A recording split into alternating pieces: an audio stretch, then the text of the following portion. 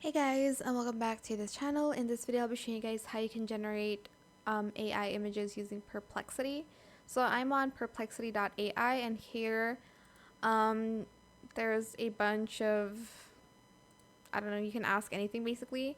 I'm just going to ask it to make, can you generate an image of, what's it, of a noble coat of arms? What does that mean? Okay. Of a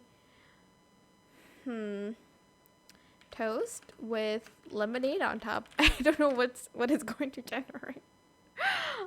That's all I can think of. Yeah, I'm running out of ideas to generate, to be honest. I don't know what's important to generate using AI.